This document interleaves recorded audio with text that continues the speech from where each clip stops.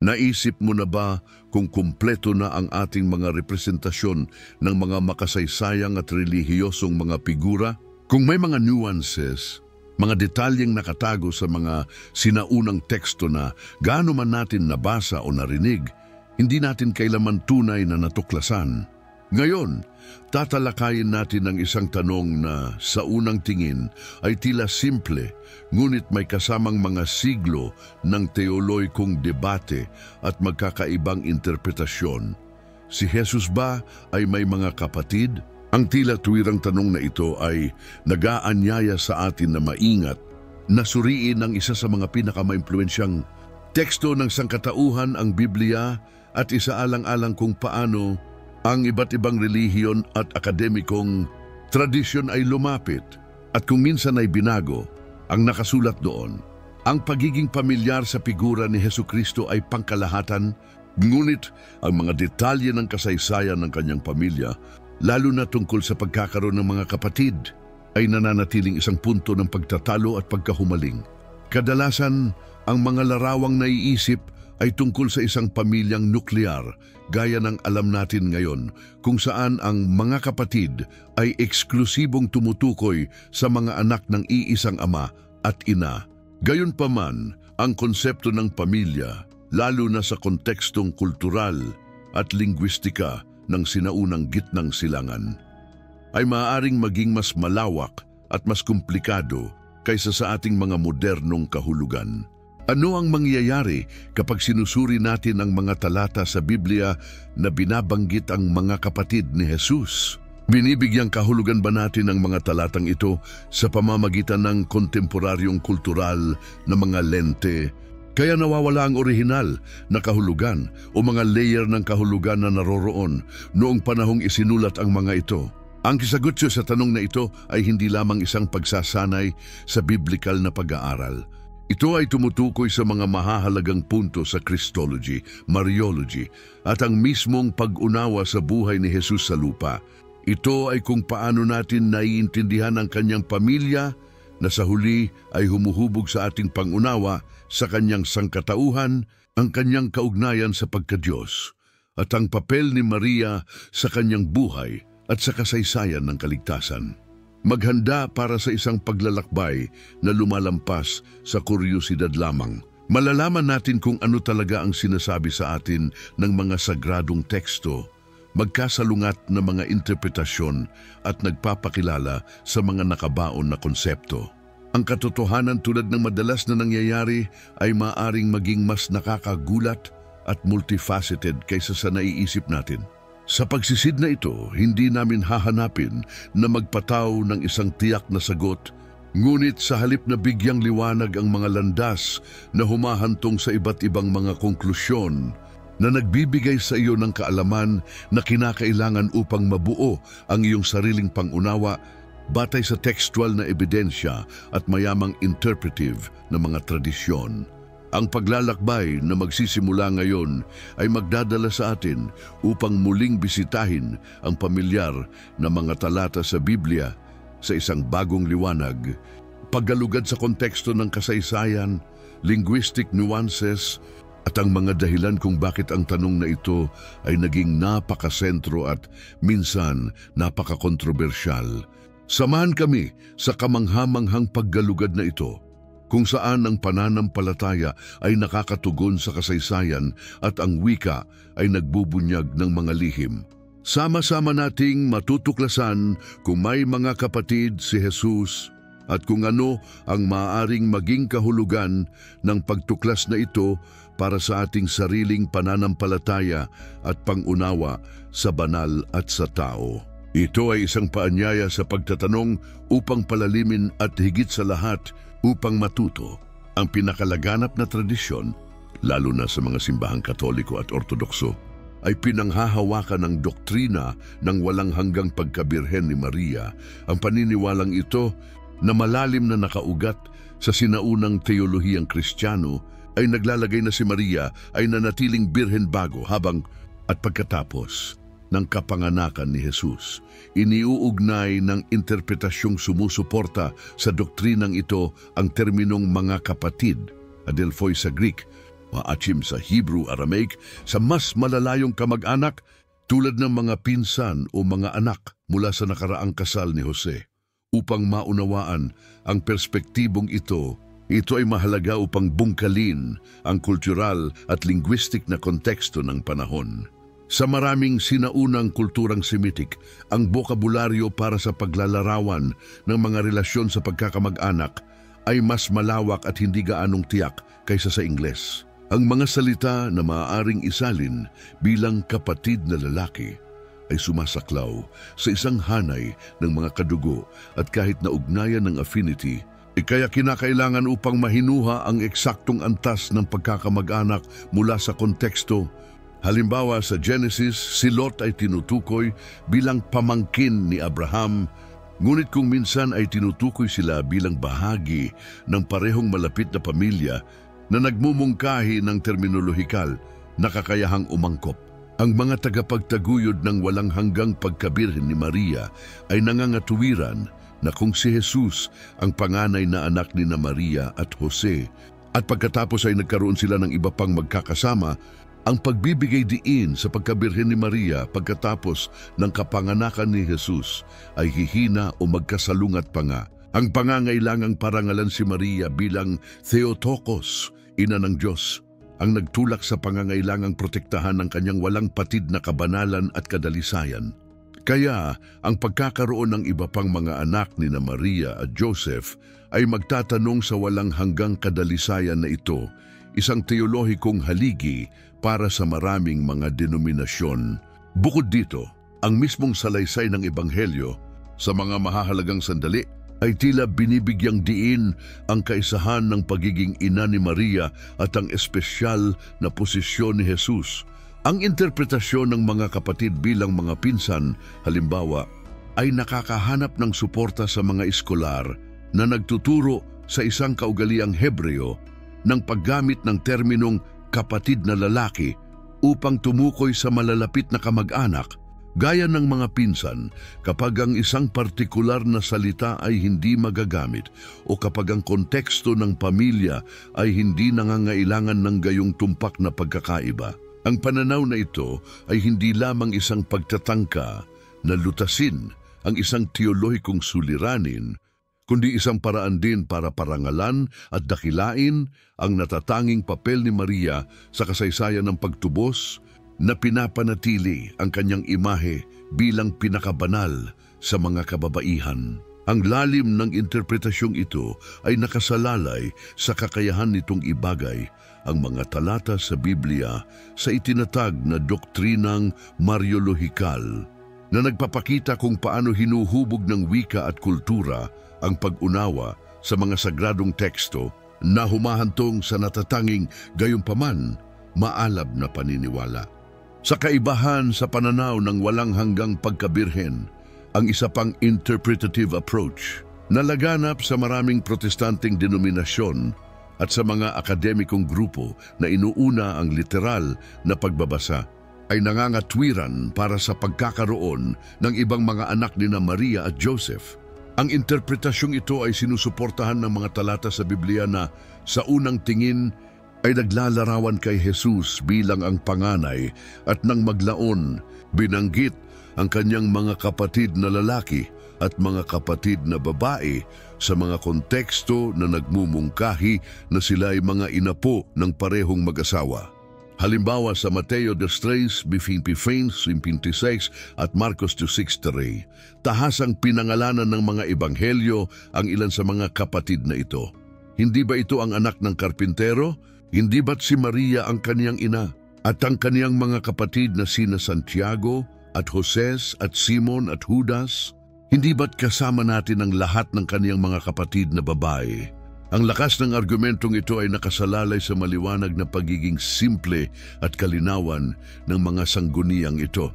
Para sa mga taga-suporta ng interpretasyong ito, ang kawalan ng karagdagang mga kwalipikado, gaya ng pinsan o kamag-anak, ay nagpapahiwatig na ang terminong mga kapatid, adelphos, ay dapat na maunawaan sa pinakakaraniwang at direktang kahulugan nito, mga anak ng iisang ina. Mahalagang tandaan na sa orihinal na Griego, Ang salitang adelphos ay maaaring magkaroon ng malawak na hanay ng mga kahulugan, kabilang ang mga kapatid sa dugo, mga kapatid sa ama, mga espiritual na kapatid, o kahit na malapit na mga kasama. Gayunpaman, ang isang literal na pagbasa kapag nahaharap sa mga talatang ito ay inuuna ang mas karaniwang kahulugan. Ang interpretasyong ito naman ay nagtatanong sa teolohikong pangangailangan ng walang hanggang pagkabirhen para kay Maria. Ito ay pinagtatalunan na ang pagiging natatangi ng birhen na kapanganakan ni Jesus. Isang mahimalang pangyayari na sentro ng pananampalatayang Kristiyano ay hindi sa anumang paraan ay mababawasan o mawawalan ng bisa sa pamamagitan ng pagkakaroon ng iba pang mga bata na ipinanganak ng natural sa ibang pagkakataon. Sa kabaligtaran, para sa ilan, ang pagkakaroon ng mga kapatid ay maaari pang palakasin ang buong sangkatauhan ni Jesus na nagpapakita na siya ay may isang tipikal na buhay pampamilya na napapailalim sa parehong dinamika at mga karanasan gaya ng ibang mga pamilya.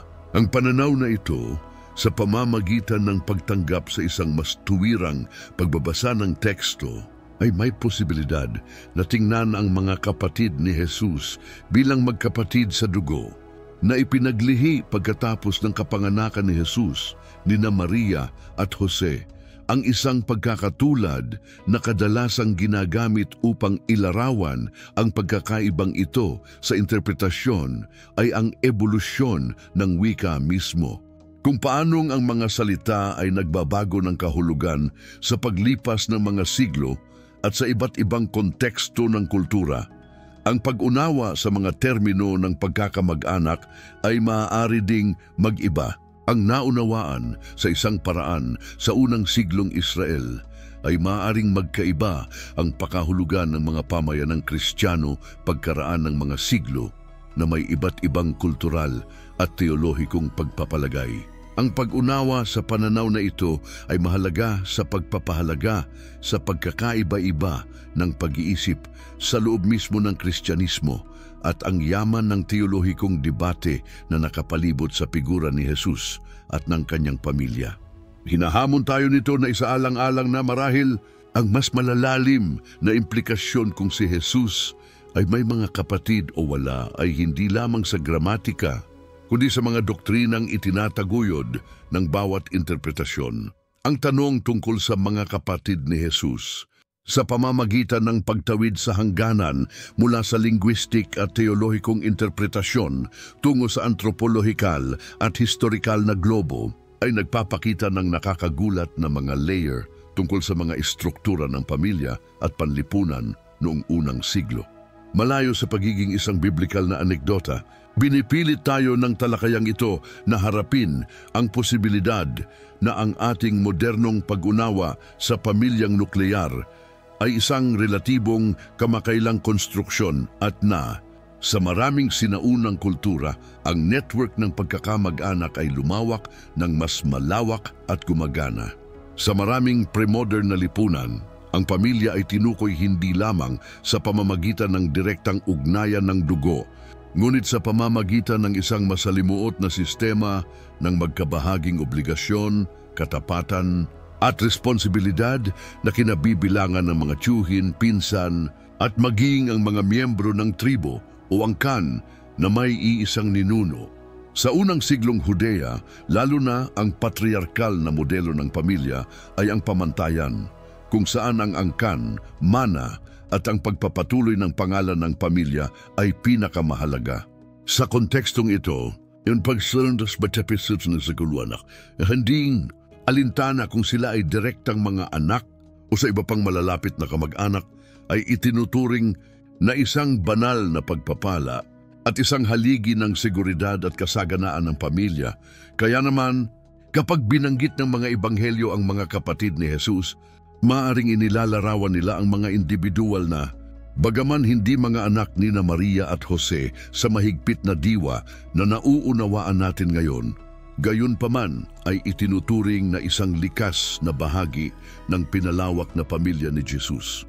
Isipin natin ang isang senaryo kung saan nagkaroon ng mga anak si Joseph sa nakaraang kasal. Ang kaugaliang ito ay karaniwan sa mga lipunan kung saan ang mga nakaayos na pag-aasawa at pagpapatuloy ng linya ng lahi ay mahalaga, at kung saan ang pagkabalo ay maaaring humantong sa muling pag-aasawa.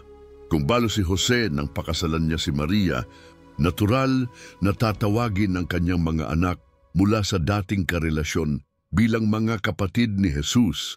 Isang terminong tumutukoy sa pagiging malapit at pamilya kahit na hindi sila pareho ng ina.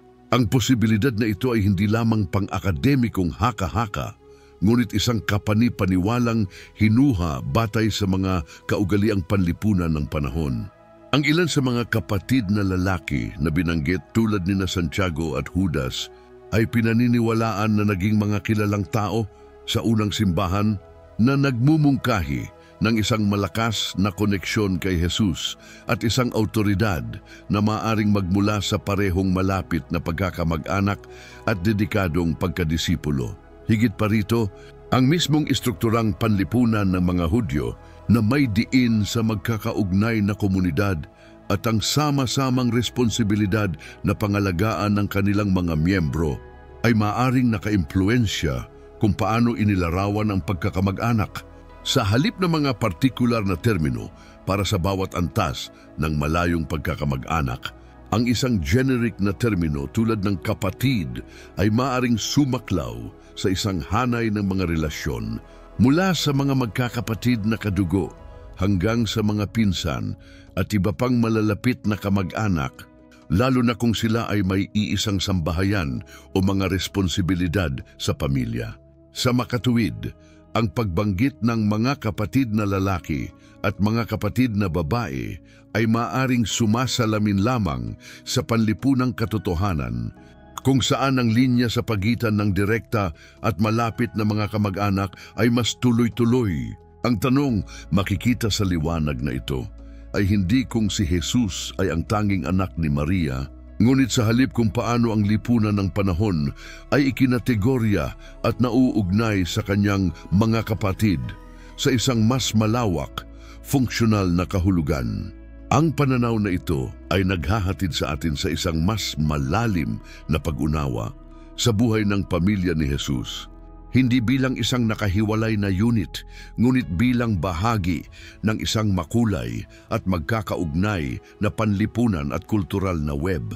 Ang malawak na saklaw ng terminong mga kapatid sa kontekstong Hebreo at Aramaic noong unang siglo, kung saan ang salitang ak ay maaring tumukoy sa mga kapatid sa dugo, mga kapatid sa kalahati, o kahit na malapit na kamag-anak gaya ng mga pinsan, o kahit isang matalik na kaibigan o kasamahan, ay nagbubukas ng isang hanay ng mga interpretasyon na higit pa sa simple at tuwirang biolohikal na konsepto. Ang polisemi na ito ng salita ay isang mahalagang salik sa pag-alis ng mga teolohiko at kultural na buhol na nakapalibot sa isyong ito. Ang isa pang pangunahing elemento na dapat isaalang-alang ay ang mismong kalikasan ng mensahe ni Jesus at kung paano ito nauugnay sa kanyang pamilya. Madalas idiniin ni Jesus na ang kanyang mga tunay na kamag-anak ay yaong mga nakarinig at nagsasagawa ng salita ng Diyos. Sa Mateo 12:48-52, halimbawa ipinahayag niya, "Sino ang aking ina at sino ang aking mga kapatid?" At iniunat niya ang kaniyang kamay sa kaniyang mga alagad at sinabi, "Narito ang aking ina at ang aking mga kapatid."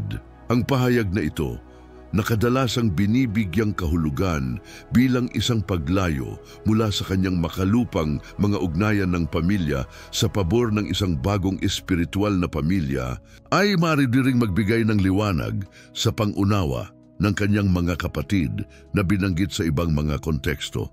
Kung tinukoy na ni Jesus ang kanyang mga tunay na kamag-anak bilang ang mga nasa espiritual na pakikipag-ugnayan sa kanya, posibleng ang pagtukoy sa kanyang mga kapatid gaya ni Santiago, Jose, Simon at Judas sa ibang mga pagkakataon ay tumutukoy hindi lamang sa mga pagkakaugnay ng dugo, kundi pati na rin sa isang bilog ng malalapit na disipulo, isang grupo ng mga tagasunod na nagbahagi ng malalim na katapatan at pangako sa kanyang misyon. Ang bagong pananaw na ito ay nagbibigay daan sa amin na sulyap na ang diin sa mga kapatid ni Jesus ay maaaring hindi lamang isang bagay ng pagtatala ng mga biolohikal na miyembro ng pamilya, ngunit isang paraan ng paglalarawan ng pagbuo ng isang bagong espiritual na komunidad kung saan ang mga bigkis ng pananampalataya ay lumampas sa tradisyonal na mga koneksyon sa pamilya.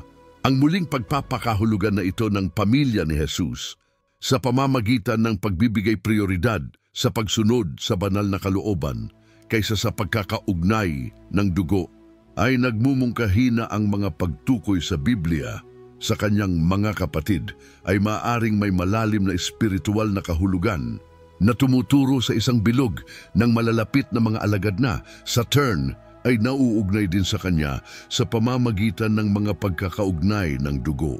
Mahalaga rin kung paano binigyang kahulugan ng mga sinaunang pamayanang Kristiyano ang mga talatang ito. Noong una, nang ang saksi ni Santiago, ang kapatid ni Jesus, ay nakilala bilang isang pinuno ng simbahan sa Jerusalem, ang kanyang kaugnayan kay Jesus ay isang mahalagang salik sa kanyang autoridad. Gayunpaman, ang pangangailangang pangalagaan ang kakaibang paglilihi at pagsilang ni Jesus, gayon din ang lumalagong pagsamba sa Birheng Maria ay humantong sa magkakaibang mga paaralan ng pag-iisip. Ang pagsasalin ng banal na kasulatan sa iba't ibang mga wika at ang iba't ibang kultural na tradisyon na nagpatibay nito ay nag-ambag sa magkakaibang interpretasyon.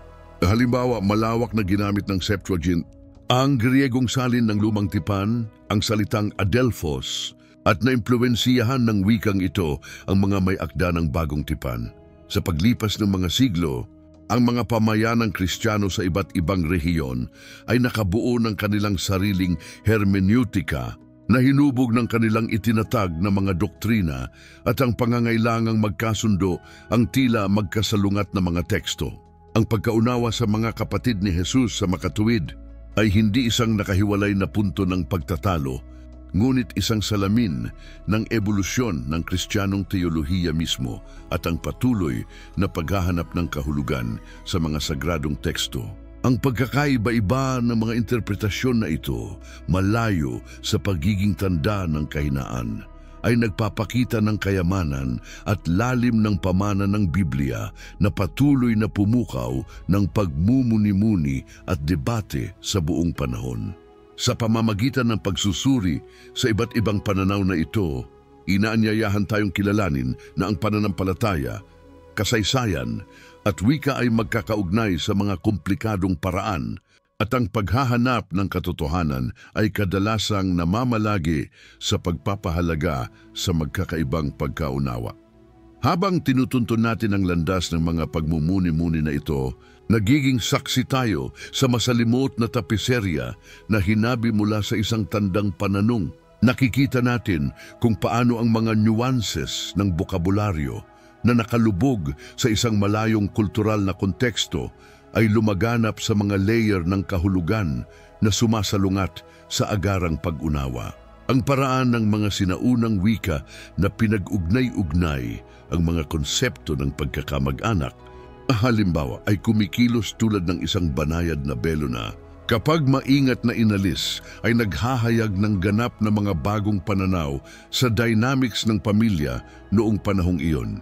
Ang paglalakbay na ito ay humahantong sa atin na matanto na ang maliwanag na pagiging simple ng isang salita ay maaaring, sa katunayan, ay magtago ng isang komplikado ng mga interpretasyon na hinubog ng mga tradisyon, doktrina at ang mismong ebolusyon ng pag-iisip ng tao sa paglipas ng mga siglo.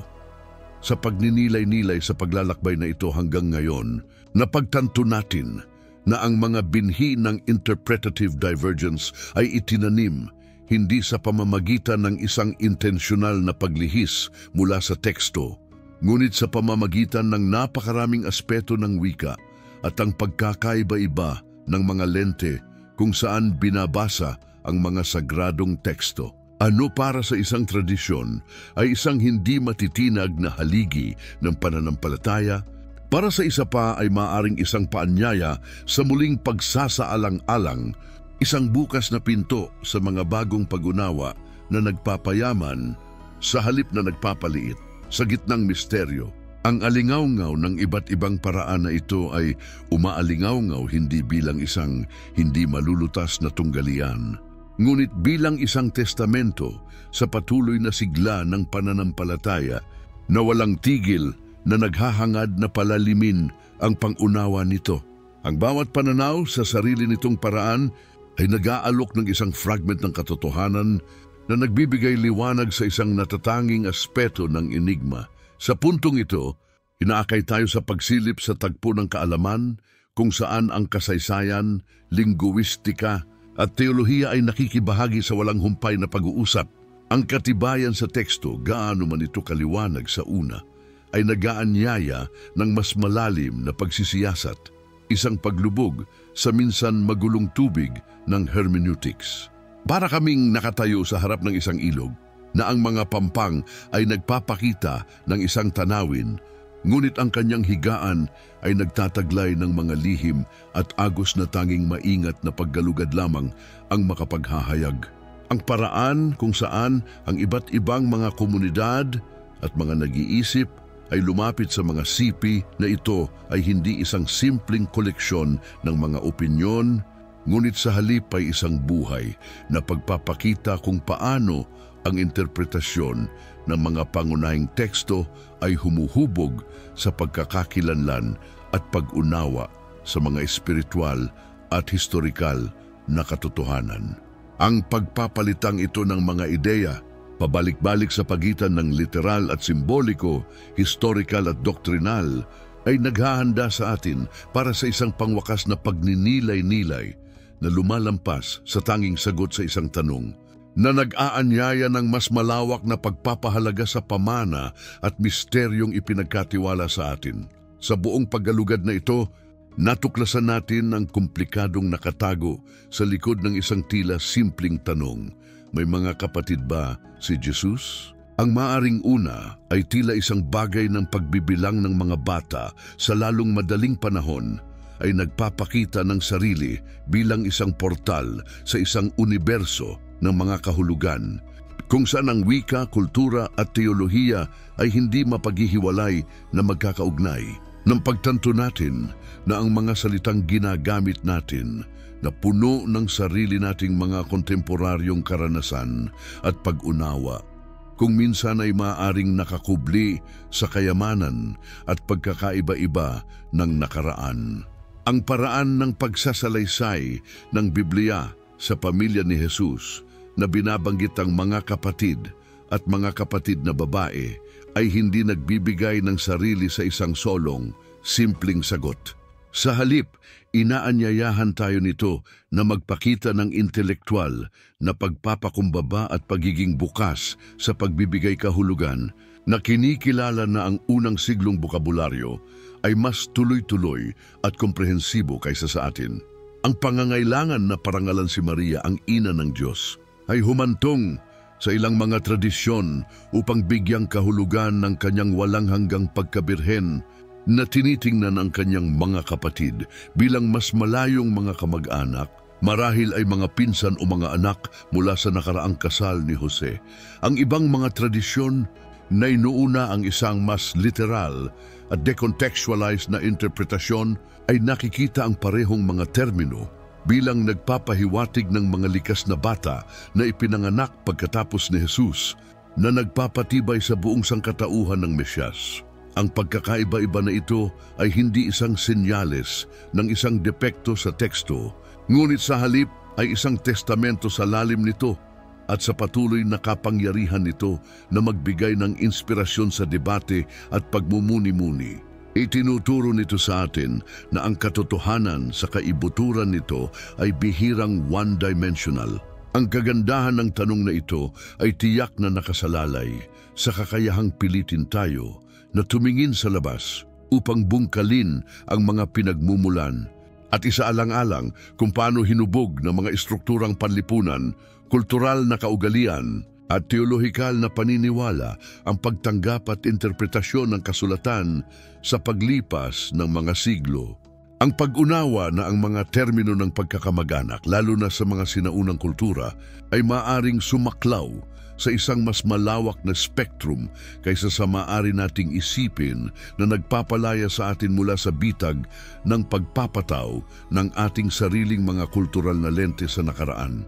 Ang sariling mensahe ni Jesus sa pamamagitan ng muling pagbibigay kahulugan sa pamilya sa espiritual na mga termino ay nagdaragdag ng isa pang patong ng pagiging komplikado na nagmumungkahi na ang mga bigkis ng pananampalataya sa kanyang pananaw ay maaring lumampas kahit sa mga ugnayan ng dugo. Habang tinatapos namin ang paglalakbay na ito, hindi namin hinahangad na mag-alok ng pangwakas na hatol, ngunit sa halip ay ipagdiwang ang paglalakbay ng pag-aaral at ang mayamang pagkakaiba-iba ng pag-iisip na dulot ng tanong na ito. Ang tunay na kasanayan ay nagsisimula na ngayon. Ang patuloy na paghahanap, pagtatanong at pagmumuni-muni ng may bukas na puso.